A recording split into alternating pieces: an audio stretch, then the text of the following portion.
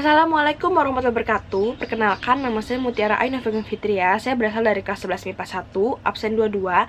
Saya di sini akan mempresentasikan tentang bab muamalah. Muamalah itu berarti membutuhkan menukar barang atau sesuatu yang memberi manfaat dengan cara ditempuhnya seperti jual beli sewa menyewa, upah mengupah, pinjam meminjam, urusan bercocok tanam, berserikat atau usaha yang lainnya. Di sini saya akan membahas 4 materi, yaitu prinsip ekonomi Islam, jual beli menurut Islam, syirkah menurut Islam, yang terakhir adalah bunga atau riba. Prinsip ekonomi Islam adalah segala sesuatu yang berhubungan dengan prinsip dan aturan-aturan syarat Islam yang harus dipatuhi dalam praktik kegiatan ekonomi, mulai dari transaksi jual beli, untuk menukar barang, hingga persoalan hutang piutang. Dalil prinsip ekonomi Islam ini terdapat dalam surat An-Nisa ayat 29. 5 universal prinsip ekonomi Islam. Yang pertama, tauhid, keesaan Allah. Yang kedua, adil, keadilan. Yang ketiga, nubuwah, kenabian. Yang keempat, khilafah, pemerintahan. Dan yang kelima adalah ma'ad, hasil. 3 prinsip derivatif. Yang pertama, multi-type ownership. Islam mengakui kepemilikan pribadi, negara, maupun kepemilikan campuran, namun pemilik primer tetap Allah Subhanahu wa Ta'ala. Freedom to act, kebebasan bertindak atau berusaha. Manusia diwajibkan untuk meneladani sifat Rasul, yaitu sidik, amanah, fatona, dan tablik. Selain itu, tetap harus menjunjung tinggi nilai keadilan dan taat terhadap aturan yang berlaku dalam pemerintah agar tidak terjadi distorsi dalam perekonomian. Yang ketiga adalah social justice, keadilan sosial. Pemerintah bertanggung jawab atas pemenuhan kebutuhan pokok dan terciptanya keseimbangan sosial sehingga tidak terjadi ketimpangan antara kaya dan miskin. Hikmahnya adalah masyarakat tidak perlu atau terbelit lagi hutang yang disebabkan oleh riba, karena ekonomi syariah ini lebih mengedepankan kejujuran, rasa bertanggung jawab, kemandirian, kesukarelaan satu sama yang lain, kekeluargaan, serta tidak adanya riba atau bunga. Dan yang kedua adalah jual beli. Jual beli adalah proses tukar menukar barang untuk memiliki dan memberi kepemilikan sesuai syarat dan rukun tertentu. Pihak penjual yang memiliki barang dan pihak pembeli yang membayar sesuai ijab dan qabul. Dalil perintah jual beli ini terdapat dalam surat Al-Baqarah ayat 198. Syarat dan rukun jual beli yang pertama adalah adanya akid penjual atau beli, yaitu balik, berakal atas kehendak sendiri, bukan orang yang terhajru. Yang kedua adalah maqud alaih, barang yang diperjualbelikan adalah barang yang milik sendiri, barang yang dapat diserah terimakan, barang ada manfaatnya, barang suci, dan barang teridentifikasi. Yang ketiga adalah sigat, ijab dan kabul, dilakukan atas kehendak sendiri, dilakukan secara langsung, dilakukan secara bersambung, tidak didahulukan dengan ke sesuatu yang lain, dan tidak ada batasan waktu. Macam-macam model jual beli. Yang pertama itu berdasarkan kehalalannya, dibagi menjadi 2 macam, yaitu dengan barang halal, seperti salah satu tidak najis dan tidak dari hasil yang haram. Yang kedua dengan proses yang benar, seperti dari sukarela, kontan, dan setara dalam nilai. Yang kedua, jual beli yang terlarang, seperti judi, taruhan, riba, menyembunyikan sesuatu, dan lain sebagainya. Hal-hal yang terkait dengan jual beli, yaitu khiyar.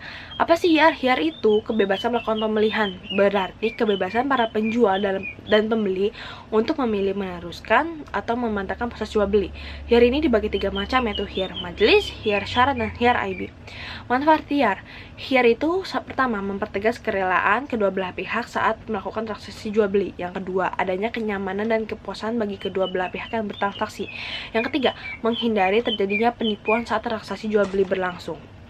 Hikmah jual beli itu ada 3, yaitu dapat memenuhi kebutuhan hidup manusia, dapat membuka peluang pekerjaan, dan 3, menggerakkan ekonomi umat Islam. Yang ketiga, syirkah. Syirkah adalah kerjasama antara 2 orang atau lebih dalam berusaha, yang keuntungan dan kerugiannya ditanggung bersama. Definisi syirkah menurut para ulama mazhab itu dibagi menjadi 4. Ada ulama Hanafiyah, Malikiyah, Syafi'iyah, dan Hanabilah. Dan hukum syirkah itu terdapat dalam surat An-Nisa ayat 12, surat Shad ayat 24, dan hadis dari Abu Hurairah. Prinsip syirkah. Prinsip utama yang harus diperhatikan oleh para syarik pada saat akad syirkah adalah bagi hasil profit sharing dan bagi rugi loss sharing, sesuai ketentuan yang disepakati dalam perjanjian. Rukun syirkah itu ada 3. Yang pertama, sigat, lafaz, akah, orang, pihak-pihak yang mengadakan serikat. 3, pokok pekerjaan, bidang usaha yang dijalankan. Syarat-syarat syirkah itu dibagi menjadi 4, yaitu syirkah dilaksanakan dengan modal uang tunai, 2 orang atau lebih berserikat menyerahkan modal, menyampurkan antara harta benda anggota serikat dan mereka bersepakat dalam jenis dan macam perusahaannya. Yang ketiga, 2 orang atau lebih mencampurkan kedua hartanya sehingga tidak dapat dibedakan satu dengan yang lainnya. Yang keempat, keuntungan dan kerugian diatur dengan perbandingan modal harta serikat yang diberikan. Adapun syarat-syarat orang yang berpihak itu harus orang yang berakal, balik, dan harus kehendak sendiri. Mengenai barang modal itu, barang modal dapat dihargai lazimnya yang disebutkan dalam bentuk uang. Yang kedua, modal yang disertakan oleh masing-masing persero dijadikan satu.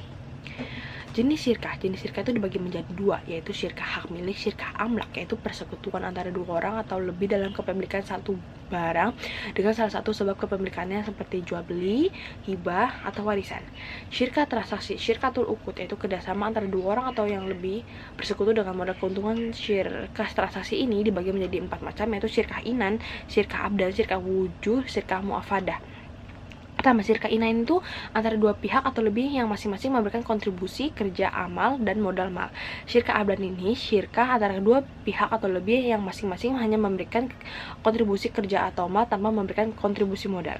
Syirkah wujuh, syirkah antara kedua pihak yang sama-sama memberikan kontribusi kerja mal dengan adanya pihak ketiga yang memberikan kontribusi modal mal. Yang keempat adalah syirkah mufadah, yaitu syirkah yang antara 2 lebih yang menggabungkan semua jenis syirkah yang ada. Dalil dan hadis syirkah ini terdapat dalam surat As-Sod ayat 24, surat Al-Maidah ayat 2, surat An-Anfal ayat 41, dan hadis yang dibahas adalah dari Abu Hurairah, yaitu hadis riwayat Abu Dawud. Manfaat syirkah itu ada 3, memberikan keuntungan kepada para anggota pemilik modal, memberikan lapangan kerja kepada para pegawainya. Yang ketiga, memberikan bantuan keuangan dari sebagian hasil usaha syirkah untuk mendirikan tempat ibadah, sekolah, dan sebagainya. Nah, pembagian keuntungan dan kerugian syirkah ini, sebagian ulama berpendapat bahwa keuntungan dan kerugian itu mesti menurut perbandingan modal. Contohnya itu kayak apabila seorang yang bermodal 100.000 dan yang lainnya 50.000, maka yang pertama mesti mendapatkan 2/3 bagian dari jumlah keuntungan dan yang kedua itu mendapatkan 1/3 bagiannya. Begitu juga kerugiannya mesti menurut perbandingan modal masing-masing. Akan tetapi sebagian ulama berpendapat tidak mesti sama menurut perbandingan modal, boleh berlebih berkurang menurut perjanjian antara keduanya waktu mendirikan usaha atau perserikatan. Kita ke syarat-syarat kesahannya syirkah. Yang pertama, hendaknya syirkah dilakukan sesama kaum muslimin. Besaran modal dan bagian para sekutu harus diketahui. Yang ketiga, keuntungan harus dibagi berdasarkan jumlah saham dan sebagai lainnya. Yang terakhir adalah hal-hal yang membuat berakhir syirkah.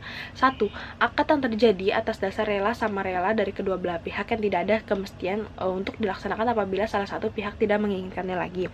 Yang kedua, salah satu pihak kehilangan kecakapan untuk bertasaruf, kehilangan mengelola harta baik karena gila maupun atau karena alasan lainnya.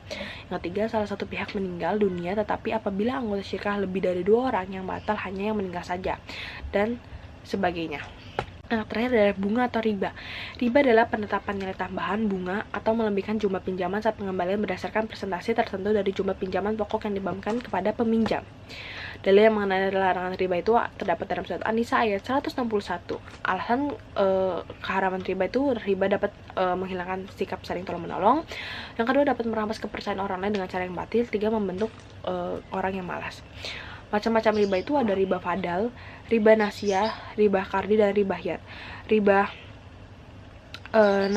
riba fadal itu artinya tukar menukar barang dengan kuantitas yang berbeda. Riba nasiyah itu terjadi dalam model antara uang tunai dan tempo dengan harga yang berbeda. Riba kardi itu terjadi dalam dunia perbankan, dan riba hiyat itu terjadi prakteknya itu terjadi dalam bentuk transaksi jual beli dengan suatu syarat.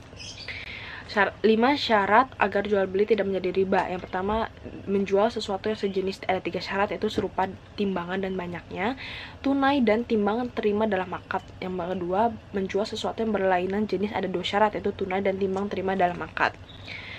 5 hikmah larangan riba. Membebaskan sifat malas umat Islam, menghindari perilaku zalim antara kaya dan terhadap yang miskin. 3, terjalinnya kongsi dagang yang transparan dalam transaksi tanpa merugikan satu pihak, dan sebagainya. Sekian dari presentasi yang bisa saya jelaskan. Kurang lebihnya mohon maaf apabila ada kesalahan atau ada yang kurang. Mohon dimaafkan. Kurang lebihnya saya akhiri. Wassalamualaikum warahmatullahi wabarakatuh. Terima kasih.